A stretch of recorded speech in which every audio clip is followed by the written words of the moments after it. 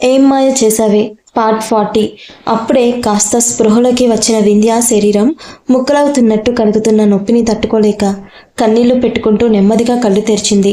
కళ్ళల్లో నిండిన కన్నీళ్లను తన గెల్లెదురుగా ఉన్న తన ప్రాణాన్ని గుండెల మీద పెట్టుకొని పెంచిన అన్నను చుట్టానికి అడ్డు వస్తుంటే కనీసం ఆ కన్నీళ్లు తుడుచుకోవడానికి కూడా తన చేతులు సహకరించకపోవడంతో నిస్సహాయంగా చూసింది ఆ ఇద్దరి వైపు. ఆదిత్య నిశ్చయులిద్దరూ ఆమె చెరో కన్ను తుడిచి చెరో చేయి పట్టుకొని ఆమె వైపే చూస్తూ ఉండగా ఆక్సిజన్ మాస్క్ పక్కకి తప్పించమని సైగ చేసింది వింధ్య. దానికి ఆదిత్య ఒప్పుకోలేదు. కానీ తన చెల్లెలకి అవి ఆఖరి క్షణం అని నిశ్చయ్ మనసుకి అర్థం కావడంతో కష్టంగా తన చేత్తోనే మాస్క్ తప్పించాడు. చెల్లెలికి మాట్లాడే ఛాన్స్ ఇస్తూ నిశ్చయ్ చేసిన పనికి ఆదిత్యకి చాలా కోపం వచ్చింది. కానీ మాస్క్ తీస్తున్నప్పుడు అతని చెయ్యి వణకడం, కళ్ళు వర్షించడం చూసి ఇంకేం మాట్లాడలేకపోయాడు. మాస్క్ తీయగానే వింధ్య కన్నీళ్లతో ఆదిత్యని చూస్తూ I love you and I miss you ఆది అని చెప్పగానే ఆదిత్య కన్నీళ్లతో వింధ్య నుదుటిపై ముద్దు పెట్టాడు. అతని ముద్దుకి అంత బాధలోనూ వింధ్య పేదాల్లో చిరునవ్వు విరబోయగా నిశ్చయ్ వైపు తిరిగి అన్నయ్య, ఇవి నాకు ఆఖరి క్షణాలు అని తెలుస్తుంది. అందుకే నేను చెప్పేది జాగ్రత్తగా విను. నువ్వు నీ మనసుకి నచ్చిన అమ్మాయిని పెళ్లి చేసుకుంటే నేను మళ్ళీ నీ బిడ్డగా నీ దగ్గరికే వస్తాను. నేను నీకు కావాలో లేదో అన్నది నీ చేతుల్లోనే ఉంది. ఇక నేను వెళ్ళిపోయాక నా ఆది ఒంటరివాడిగా ఉండడానికి వీల్లేదు. నన్ను మరిపించి ప్రాణంగా ప్రేమించే అమ్మాయి నా ఆది జీవితంలోకి రావాలి. మా బిడ్డకు నన్ను మించిన అమ్మతనాన్ని పంచే అమ్మాయి వీళ్ళిద్దరిని పువ్వుల్లో పెట్టుకొని చూసుకోవాలి. ఆ బాధ్యత నువ్వు తీసుకొని నా ఆది జీవితాన్ని చక్కదిద్దుతాను అని నాకు మాటివ్వు అన్నయ్య అంటూ ఊపిరి వదిలేసింది వింధ్య. ఆదిత్య తను పిచ్చిగా ప్రేమించే తన భార్య, నిశ్చయ్ ప్రాణంగా పెంచుకున్న తన చెల్లెలు ఇక ప్రాణాలతో లేదని నిర్జీవంగా చూస్తున్న ఆమె కళ్ళు చెప్తుంటే మరుక్షణమే శిలల్లా మారిపోయారు ఆదిత్య నిశ్చయులు. కన్నీళ్లు వాటి పని అవి చేస్తుంటే అప్పుడే వింధ్యను చెక్ చేద్దాం అని వచ్చిన నర్సుకి వింధ్యను చూడగానే పరుగున వెళ్ళి డాక్టర్ని పిలుచుకొని వచ్చింది. డాక్టర్ వెనకే వైభవ్, జశ్వంత్, అన్విని ఎత్తుకొని ఉన్న వైశాలి గారు, చంద్రశేఖర్ గారు కూడా కంగారుగా లోపలికి వచ్చారు. వింధ్యను చెక్ చేసిన డాక్టర్ హార్ట్ బీట్ లేని ఆమె గుండె దగ్గర నుండి సతస్కోప్ తీస్తూ I'm sorry she is no more అంటూ వింధ్య కనురెప్పులు మూసి అక్కడి నుండి వెళ్ళిపోయారు. ఆ మాట విని అందరూ క్షణం పాటు సబ్దుగా మారిపోవడంతో నిశ్శబ్దం అలుముకుంది అక్కడ. కానీ క్షణంలోనే తేరుకున్న అందరూ కన్నీళ్లు పెట్టుకుంటూ ప్రాణం లేని వింధ్యను చూసి గుండెలు పగిలేలా ఏడుస్తూ ఉంటే నిశ్చయ్ ఆదిత్యులు శిలల్లా సబ్దుగా ఉండిపోయారు. తల్లి తనని వదిలేసి అనంతలోకాలకు వెళ్ళిపోయిందని ఆ పసి ప్రాణానికి ఏమైనా తెలిసిందో ఏమో కానీ అందరికంటే గట్టిగా ఏడవడం మొదలుపెట్టింది అన్వి. అక్కడున్న అందరికీ అన్వి ఏడుపు మరింత గుండె పిండేసేలా చేసింది. కాసేపటికి చంద్రశేఖర్ గారే కాస్త తేరుకొని ఫార్మాలిటీస్ అన్ని పూర్తి చేసి వింధ్య అంతర్క్రియలకు కూడా అన్ని ఆయన ఏర్పాట్లు చేయించారు. ఎందుకంటే అటు ఆదిత్యకి కానీ ఇటు నిశ్చయ్కి కానీ ఎవరు కదిలించినా మాట్లాడడం పక్కన పెడితే కనీసం ఎవరి మాటను చెవికి ఎక్కించుకునే స్థితిలో కూడా లేరు. వింధ్య దూరం కావడం ఇద్దరు అసలు తీసుకోలేని నిజం. చంద్రశేఖర్ గారే దగ్గరుండి ఒంటి మీద స్పృహ లేకుండా ఉన్న కొడుకు చేత కోడలికి తలకొరివి పెట్టించి అక్కడ కార్యక్రమం పూర్తి చేసుకొని తిరిగి ఇంటికి తీసుకొచ్చారు. అప్పటికే బుజ్జి అన్వి తల్లి స్పర్శ కోసం పాల కోసం ఏడ్చి డాక్టర్ సజెస్ట్ చేసిన డబ్బా పాలు బాబాయ్ చేత కడుపులో వేయించుకొని అలసిపోయి నిద్రలోకి జారుకుంటే మనవరాలి బాగోగుల గురించి, కొడుకు భవిష్యత్తు గురించి ఆలోచించి బేబీ రైస్ చేసుకొని స్పృహ తప్పి పడిపోయారు వైశాలి గారు. తండ్రితో కలిసి ఇంట్లో అడుగుపెట్టిన ఆదిత్ డైరెక్ట్గా తన రూమ్లోకి వెళ్ళిపోయాడు. ఆ రూపం, అణువణువు ఉన్న వింధ్య జ్ఞాపకాలు ఆమె తనతోనే ఉన్నట్టు, తన కళ్ళెదుటే ఉన్నట్టు చూపిస్తుంటే ఆమెనే తలుచుకుంటూ తనను తానే ఆ రూమ్లో బంధించేసుకున్నాడు ఆదిత్. నెమ్మదిగా రోజులు గడిచే కొద్దీ అందరూ ఎవరికి వారు కాస్త మనసుని నచ్చచెప్పుకొని ఆ బాధ నుండి కాస్త తేరుకునే ప్రయత్నం చేస్తున్నారు. కానీ ఆదిత్ మాత్రం అప్పటి నుండి ఆ రూమ్ దట్టి బయటకు వచ్చింది లేదు. నిశ్చయ్ కూడా అక్కడ ఉండలేక తిరిగి బెంగళూరు వెళ్ళిపోయి అక్కడ ఉన్న వింధ్య రూమ్లోనే ఉండిపోయాడు. అన్వి మాత్రం వైభవ్కి బాగా అలవాటైపోయింది. వైభవ్ స్పర్శ కాస్త మిస్ అయినా రాగం అందుకుంటుంది. తనకి సపర్యాలు చేయించుకోవడానికి నానమ్మ దగ్గరకు వెళ్తుంది. కానీ వైభవ్ స్పర్శకే బాగా అలవాటు పడింది అన్వి. ఇక వింధ్య యాక్సిడెంట్ గురించి దర్యాప్తు చేసిన పోలీసులు అది నిజంగానే యాక్సిడెంట్లా ప్లాన్ చేయడంతో లారీ బ్రేక్స్ ఫెయిల్ అయ్యి వింధ్య యాక్సిడెంట్ యాక్సిడెంట్కి గురైంది అని నిర్ధారించి ఇంకా పరారీలో ఉన్న లారీ డ్రైవర్ కోసం గాలిస్తూ ఉన్నారు. ఆదిత్ ఆ చీకటి గదిలోనే కాలాన్ని గరిగిస్తూ బయట ప్రపంచంతో సంబంధం లేకుండా వింధ్య జ్ఞాపకాలతోనే నెల రోజులు గడిపేశాడు. తనకి తెలుసు తన చిట్టి తల్లి ప్రేమ కోసం, తండ్రి ప్రేమ కోసం, స్పర్శ కోసం ఎంతగా అలమటిస్తూ ఉంటుందో అని. కానీ వింధ్య తనకి అసలు ఊహించని విధంగా దూరం కావడంతో ఆదిత్లో ఒక రకమైన భయం ఏర్పడిపోయింది. తన మనసుకి అత్యంత దగ్గరైన వింధ్య తనని వదిలిపెట్టి వెళ్ళిపోవడంతో అన్వి మాత్రమే కాదు, మిగిలిన అందరూ కూడా తనకి అలానే ఎక్కడ దూరం అవుతారో అన్న పిచ్చి భయం అతనిలో ఏర్పడిపోయింది. అందుకే ఈ నెల రోజుల్లో తన దగ్గరకు కూడా ఎవరిని రానివ్వలేదు. తన బిడ్డను తను సాకకపోయినా తన వాళ్ళు అన్విని పువ్వుల్లో పెట్టుకుని చూసుకుంటారు అన్న బలమైన నమ్మకం ఆదిత్. వైభవ్ చాలాసార్లు అన్నయ్య పాప ఏడుస్తుంది అని వచ్చాడు, కానీ మనసుని రాయి చేసుకుని ఉన్న చోట నుండి కదలలేదు ఆదిత్. భోజనం కూడా వైశాలి గారు తిట్టో లేక కొట్టో బ్రతిమలాడితే 4-5 రోజులకు ఒకసారి తల్లి చేత్తోని కడుపు నింపుకునేవాడు. ఇదిలా ఉండగా వింధ్య చనిపోయింది అని తెలుసుకున్న సహాన ఆనందానికి అవధుల్లేవు.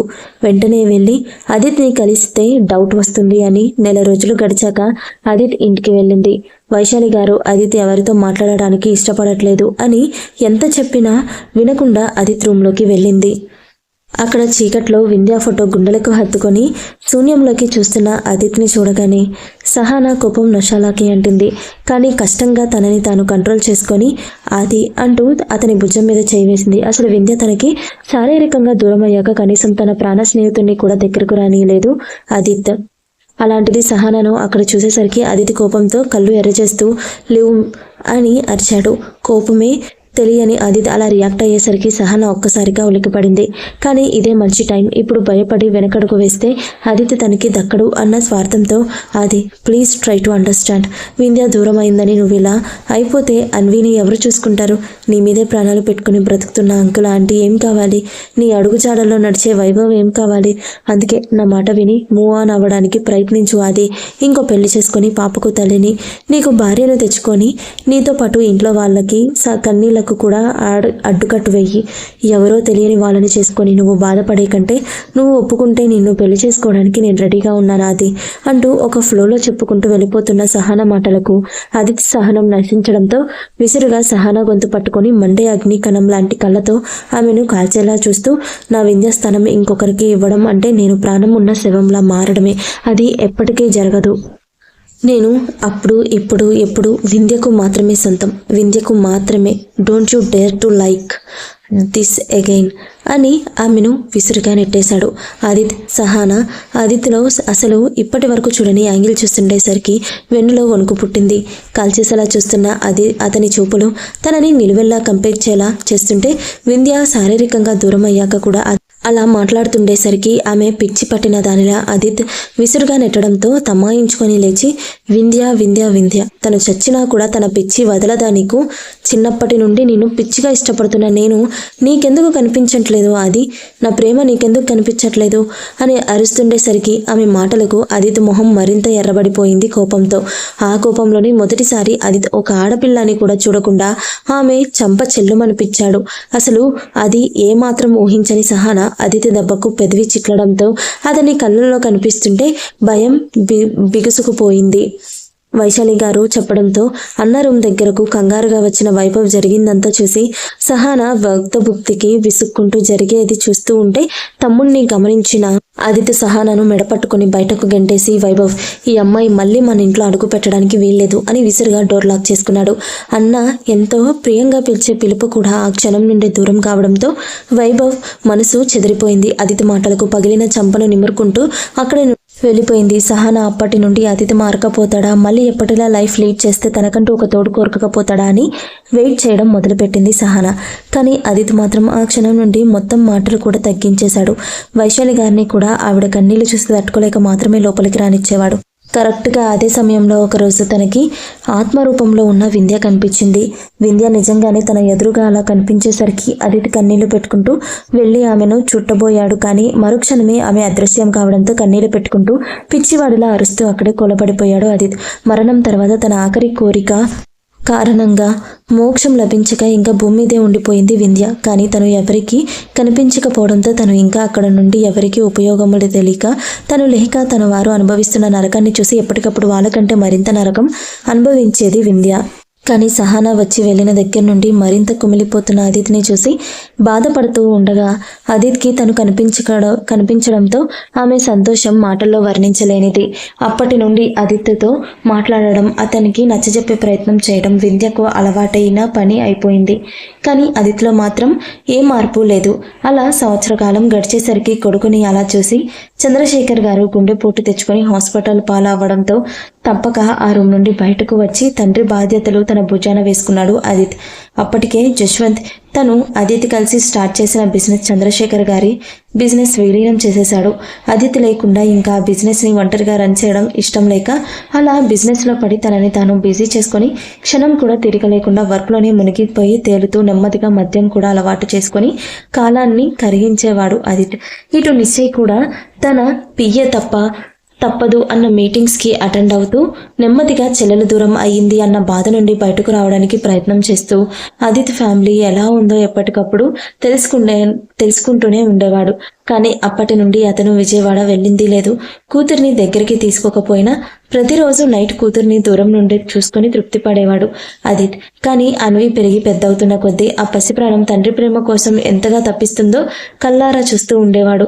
కానీ అనుకోని విధంగా ప్రేమ వాళ్ళ లైఫ్లో అడుగు పెట్టడం, తన కూతురు తనకి ఎక్కడ దూరం అయిపోతుందన్న భయం, అలాగే అన్వి చూపించే ఆ బుజ్జి ప్రేమకు తన పిచ్చి భయాలన్నిటినీ పక్కన పెట్టి 5 ఏళ్ల తర్వాత మళ్ళీ తనంతట తానే తన బుజ్జి బంగారాన్ని దగ్గరకు తీసుకున్నాడు. ప్రస్తుతం గతమంతా అదితి కళ్ళ ముందు మెదలడంతో వింధ్యతో గడిపేసిన ప్రతి మూమెంట్ తన మిస్ అవుతున్న ఆమె ప్రెసెన్స్ని గుర్తు చేయడంతో అతను మనసు భారంగా మారగా గట్టిగా కళ్ళు మూసుకున్నాడు. అప్పటికే ఆ నీళ్లు నిండిన కళ్ళ నుండి కన్నీళ్లు చెంపల మీదుగా జారుతూ వెళ్ళి అతని ఒడిలో స్పృహలో లేని ప్రేమ మొహంపై పడుతున్నాయి. ఆమె కన్నీళ్లు తడికి నెమ్మదిగా స్పృహలోకి వచ్చిన ప్రేమ కళ్ళు తెరిచి ఎదురుగా ఉన్న అదితి కన్నీళ్లు పెట్టుకోవడం, పైగా తన ఒడిలో ఉండడం గమనించేసరికి ఒక్కసారిగా గుండె ఆగినంత పనైంది ఆమెకు. అంతే, వెంటనే లేచి కూర్చుంది. అదితి ఎలా రియాక్ట్ అవుతాడా అన్న భయంతో. ప్రేమ ఒక్కసారిగా అలా లేచేసరికి అదితి కళ్ళు తెరిచి చూశాడు. ఆమె తన వైపు భయంగా చూడడం చూసి ఏమైందో అర్థం కాక తన కన్నీళ్లు తుడుచుకుంటూ, ఏమైంది టీచర్ అమ్మా, ఎందుకు కంగారు పడుతున్నావు అని అడిగాడు. భయంతో వేగంగా పుంజుకున్న ఆమె గుండె సడి తనకి స్పష్టంగా వినిపిస్తూ ఉండడంతో అదితి ప్రశ్న కాస్త అయోమయంగా అనిపిస్తున్నా భయపడుతూనే, నేను మీ ఒడిలోకి ఎలా వచ్చాను? నాకు నిజంగా తెలీదు అదిత్ గారు, ఐఎమ్ సారీ, నేను తెలియకుండానే అంటుండగా ఆమె కళ్ళల్లో తనంటే భయం చూసిన ప్రతిసారి కలిగే బాధతో ఇప్పుడు కూడా గుండె మెలపెడుతున్నట్టు అనిపిస్తుంటే కంగారు పడుతున్న ఆమె చేతులు పట్టుకొని, నువ్వు నీరసంతో కళ్ళు తిరిగి పడిపోతే నేనే పడుకోపెట్టాను టీచర్ అమ్మ, టెన్షన్ పడకు అని ప్రస్తుతానికి సర్ది చెప్పే ప్రయత్నం చేశాడు అదితి చెప్పిన మాటలు విని ప్రేమ ఆశ్చర్యంగా అసలు తనెందుకు ఇలా కళ్ళు తిరిగి పడిపోయిందో గుర్తు చేసుకునే ప్రయత్నం చేసినా తనకు అదితి తన చెయ్యి పట్టుకొని కోటు బయటకు తీసుకుని రావడం మించి ఇంకేం గుర్తు రాకపోవడంతో దాని గురించి ఆలోచిస్తూ చుట్టూ చూసింది ప్రేమ. కనుచూపు మేరలు మనిషి అన్నవాడే కనిపించకపోయేసరికి అంత నిర్మానుషంగా ఉన్న ప్లేస్ని చూసిన ప్రేమ కంగారుగా అదిత్ వైపు తిరిగి, అసలు ఏమైంది అదిత్ గారు, మనం ఇప్పుడు ఎక్కడున్నాము, ఇక్కడికి ఎందుకు వచ్చాము అని అడిగింది భయపడుతూ అమాయకంగా. ఆమె ప్రశ్నకు అదితి చిన్న చిరునవ్వుతో ఆమెను జాగ్రత్తగా ఎత్తుకొని తీసుకువెళ్ళి కార్ ఫ్రంట్ సీట్లో కూర్చోపెట్టి సీట్ బెల్ట్ పెట్టి తన వెళ్ళి డ్రైవింగ్ సీట్లో కూర్చొని కార్ స్టార్ట్ చేస్తూ, కోర్టు నుండి బయటకు వచ్చాక కాసేపటికి నా మనసేం బాగాలేదు టీచర్ అమ్మా, అందుకే నేను తీసుకొని ఇలా వచ్చాను, నువ్వు లేచగా ఇంటికి వెళ్దామని అలానే కూర్చొని ఉండిపోయాను అని చెప్పాడు. అప్పటికే బాగా చీకటి పడడంతో ప్రేమ విండో నుండి బయటకు చూస్తూ, బంగారం ఏం చేస్తుందో అదిత్ గారు, మనం ఇక్కడ చాలాసేపు ఉండిపోయినట్టున్నాము కదా అని అడిగింది. తామిద్దరూ ఏకాంతంగా ఉన్న సమయంలో కూడా ప్రేమ ఆలోచన తన బిడ్డ చుట్టూనే తిరిగేసరికి అదిత్కి చాలా ముచ్చటగా అనిపించింది. ప్రేమను చూస్తుంటే అదిత్ ఆమె స్వభావానికి మనసులోనే మురిసిపోతూ, ఏం కాదులే టీచర్ అమ్మా, టెన్షన్ పడకు, మనం ఇంటికి దగ్గరలోనే ఉన్నాం, అయినా చిన్న ఉన్నాడు కదా, వాడు అమ్మ చూసుకుంటారు, కంగారు పడుకు అంటూ ఇంకాస్త స్పీడ్ పెంచాడు. ప్రేమ కూతుర్ని ఎత్తుకొని గుండెలకు హత్తుకొని, మిస్ అయ్యావా బంగారం అంటూ కూతురి మొహమంతా ముద్దులతో నింపేసి అన్వి ముద్దుగా చెప్తున్న కబుర్లు వింటూ తీసుకెళ్లి వైభవ్ కూర్చుంది. తన తల్లి మానసికంగానే అన్వికి అమ్మమ్మగా మారి గోరు ముద్దలు తినిపిస్తుంటే అమ్మమ్మ అది ఇది అంటూ తింటున్న కూతురిని తల్లిని చూసిన ప్రేమ మనసు నిండిపోగా కళ్ళు చెమ్మగిల్లాయి. ఆ వెనకే కార్ పార్క్ చేసి వచ్చి జరిగేదంతా చూస్తున్న ఆదిత్య మనసుకి ఏదో తెలియని ప్రశాంతత, హాయి. అన్వి ప్రేమలని చూస్తూ రూమ్లోకి వెళ్ళిన ఆదిత్య కాసేపు అలానే కూర్చుండిపోయాడు. కాసేపటికి ఫ్రెష్ అయి వచ్చి బాల్కనీలో కూర్చొని ఉదయం కోర్టు దగ్గర నిశ్చయ్ ప్రేమను జాగ్రత్తగా చూసుకోమని చెప్పిన మాటలు తలుచుకొని తనలో తానే నవ్వుకుంటూ ఉన్న సమయంలో చాలాసేపటి నుండి అక్కడే ఆత్మరూపంలో ఉన్న వింధ్య అదంతా గమనిస్తూ, ఏమైంది ఆది, ప్రేమ గురించి ఆలోచిస్తున్నావా అని అడిగింది. ఆమె ప్రశ్నకు ఆదిత్య చిరునవ్వే సమాధానం కావడంతో వింధ్యకు చాలా సంతోషంగా అనిపించింది. ఒకప్పుడు ప్రేమ పేరెత్తితే తోక తొక్కిన కొద్దిలా ఎగిరే తన ఆది ఇప్పుడు ఆమె పేరు విని స్మైల్ ఇవ్వడమే కాదు, ఆమె గురించి ఆలోచిస్తుంటే మరింత సంతోషంగా అనిపించింది వింధ్యకు. కాసేపటికి వైభవ్ వచ్చి డిన్నర్కి పిలవడంతో అందరితో కలిసి డిన్నర్ చేసి తిరిగి తన రూమ్లోకి వెళ్ళిపోయాడు. ఎప్పటిలానే ప్రేమ కూతురికి భర్తకు బెడ్ టైం స్టోరీ చెప్పి ఇద్దరిని నిద్రపుచ్చేసి ఇద్దరికి కలిపి బ్లాంకెట్ కప్పి నిద్రలో ఉన్న ఆ ఇద్దరిని మురిపెంగా చూసుకుంటూ మీరిద్దరూ ఎప్పుడు ఇలానే సంతోషంగా ఉండాలి అని కోరుకుంది మనస్ఫూర్తిగా. అర్ధరాత్రి అవుతుండగా నిద్రలో ఉన్న అన్వి ఎప్పటిలానే మంచి నిద్రలో ఉన్న ఆదిత్ చేతిని తీసుకొచ్చి ఈసారి ప్రేమ నడుం మీద వేసింది. ఆదిత్య తనకి తెలియకుండానే ప్రేమను ఇంకొంచెం దగ్గరకు లాక్కునేసరికి భర్త స్పర్శకు ఒక్కసారిగా ఉలిక్కిపడి నిద్రలేచింది ప్రేమ. ఆదిత్య చెయ్యి డైరెక్ట్గా తన నడుముని తాకడంతో గుండె వేగం పెరిగి శరీరం చిన్నగా కనిపిస్తుంటే వెంటనే అతని చేతిని అక్కడి నుండి తీసే ప్రయత్నం చేసింది. కానీ తను తీయాలి అనే ప్రయత్నం చేసే కొద్దీ అతని పట్టు బిగుస్తూ ఉండడంతో ప్రేమ బిక్కుమంటూ అలానే ఎప్పటికో కానీ నిద్రపోలేదు. తెల్లవారుతుండగా దాహమేసి కళ్ళు తెరిచిన ఆదిత్యకి తన చేతిని ఏదో సాఫ్ట్గా అనిపిస్తుంటే అక్కడ 2 క్షణాలు తడిమేసరికి మనసులో ఏదో తెలియని అలజడి. వెంటనే లేచి చూసిన ఆదిత్యకి తన చెయ్యి ఎక్కడుందో అర్థం కావడంతో తనలో తానే నవ్వుకుంటూ చెయ్యి వెనక్కి తీసుకునే ప్రయత్నం చేశాడు. కానీ నిద్రలో ఉన్న అన్వి తీయనివ్వకపోవడంతో నిద్రలో కూడా తన తల్లి నుండి తండ్రిని దూరం కానివ్వని కూతురి పట్టుదల చూసి మురిసిపోతూ అగ్నిసాక్షిగా మా మధ్య బంధం ముడిపడిందంటే దానికి కారణం నువ్వేరా అని కూతురి నుదుటి ముద్దాడి నెమ్మదిగా తన చేతిని వెనక్కి తీసుకుని ఆ చేతిని అభిరూపంగా చూసుకుంటూ నెమ్మదిగా నిద్రలోకి జారుకున్నాడు. Nischay guest house. చెల్లెలి ఫోటో ముందు కూర్చొని గతం తలుచుకొని బాధపడుతున్న నిశ్చయ్ మనసు బాధతో బరువెక్కడంతో కన్నీళ్లు పెట్టుకుంది. చెల్లిని ఫోటోలోనే చూస్తూ ఉండిపోయాడు. కాసేపటికి తనని తాను తమాయించుకొని వింధ్య ఫోటో చూస్తూ అది నీకంటే ఎక్కువగా ప్రేమించే అమ్మాయి ఉందని చెప్పావు, ఆ అమ్మాయి ప్రేమ ఒక్కరేనా అని ఆలోచిస్తూ ఉన్నాడు. గతంలో వింధ్య గుళ్ళో ప్రేమను కలిశాక తన లైఫ్లో జరిగే ప్రతి చిన్న విషయాన్ని షేర్ చేసుకునే అన్న ప్రేమ ఆదిత్యని ప్రేమించిన విషయం కూడా చెప్పింది. కానీ వింధ్య నిశ్చయ్కి కానీ ఆదిత్యకి కానీ ప్రేమ పేరు చెప్పకపోవడంతో ఇద్దరిని అదే అనుమానం తొలిచేస్తుంది.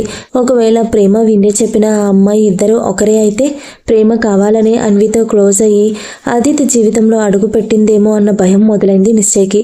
కానీ ప్రేమ అన్వి విషయంలో కన్న తల్లిలా చూపించే ప్రేమ వాత్సల్యత కళ్ళారా చూసిన నిశ్చయ్ భయం క్షణాల్లోనే పటాపంచులు కావడంతో ప్రేమను తలుచుకొని బాధగా, సారీరా, నీ గురించి భయంతో తప్పుగా అనుకున్నాను, కానీ నావన్నీ పిచ్చిపోయాడు. ఆదికి ఎవరైనా భార్య అవ్వగలరేమో కానీ అన్వికి నిన్ను మించిన తల్లి తీసుకొని రావడం ఎవరి తరం కాదు. ఐఎమ్ సారీ అనుకుంటూ బాధపడ్డాడు. ప్రేమ చూపించే తల్లి ప్రేమను అనుమానించినందుకు. ఈ డౌట్ నిశ్చయ్కి వచ్చింది కాబట్టి క్షణాల్లోనే ఎలాంటి ప్రూఫ్ అక్కర్లేకుండా ప్రేమ చూపించే తల్లి ప్రేమను అర్థం చేసుకున్నాడు. కానీ ఇదే డౌట్ ఆదిత్యకి వచ్చి అది మనసుని నిజమని తెలిస్తే అతని రియాక్షన్ ఎలా ఉంటుందో. ఇంతలో నిశ్చయ్కి పిఏ వచ్చి, సార్ మన వాళ్ళు బయలుదేరారంట, రేపు మధ్యాహ్నానికి ఆ ఇద్దరితో మన వాళ్ళు ఇక్కడ ఉంటారు సార్ అనగానే అప్పటి వరకు బాధపడ్డ నిశ్చయ్ పెదాల్లో ఒక సాడిస్టిక్ స్మైల్ వచ్చి చేరింది. బృందావనం. ఉదయాన్నే ఆదిత్య నిద్ర లేచేసరికి ప్రేమ అన్వికి స్నానం చేయించి వాష్రూమ్ నుండి బయటకు తీసుకొస్తూ కనిపించింది. ఉదయాన్నే ఆ ఇద్దరిని చూడడంతో ఆదిత్య మనసుకి ఏదో ప్లెజెంట్ ఫీలింగ్ అనిపించింది.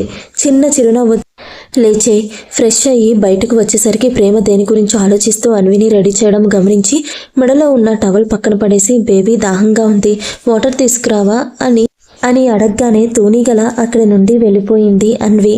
కూతురు అలా వెళ్ళగానే ఆ వెళ్ళడం కూడా తెలియని ప్రేమను చూస్తూ ఆమె పక్కనే కూర్చొని ఏం ఆలోచిస్తున్నావు టీచర్ అమ్మా అని అడిగిన ఆదిత్య ప్రశ్నకు ఉలిక్కిపడి ఏం లేదండి అని తడబడుతూ ఆదిత్య సున్నితంగా ఆమె చేయి పట్టుకుని చెప్పుమా పర్లేదు అని ధైర్యం ఇచ్చాడు.